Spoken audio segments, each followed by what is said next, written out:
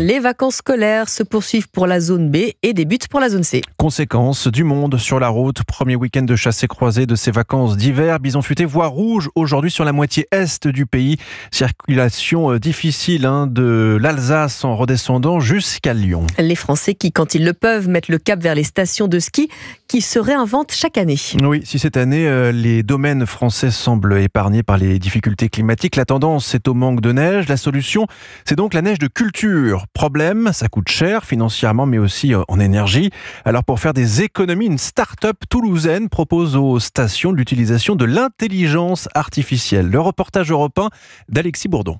Sur ces écrans, Julie Aubert contrôle l'épaisseur du manteau neigeux d'une station de ski dans les Alpes. Selon la couleur de la zone, la co-créatrice de la start-up Elda peut déterminer s'il manque ou non de la neige dans le but d'optimiser les ressources. L'intelligence artificielle, sur ce modèle prédictif de fonte des neiges, l'idée c'est de pouvoir dire aujourd'hui le manteau neigeux il est comme ça. Est-ce qu'il est plus pertinent de maintenir le domaine skiable ouvert? Combien est-ce que ça coûterait finalement de le maintenir ouvert? Donc c'est vraiment un outil aussi d'un point de vue managérial et de visibilité sur l'avenir des stations. Grâce à des drones équipés de capteurs permettant de cartographier l'ensemble du domaine, l'intelligence artificielle peut apporter une aide précieuse, notamment dans la gestion des zones dangereuses. Le domaine skiable peut aller voir les zones hors piste difficiles d'accès en se disant est-ce que à cet endroit-là, ça peut être pertinent ou non pour nous de déclencher dans le but de diminuer le risque, notamment pour des risques qui pourraient être sujets avalancheux. À terme, cette technologie pourrait se décliner dans divers secteurs comme dans la gestion du littoral ou même dans le suivi des forêts. Toulouse, Alexis Bourdon, Europe 1.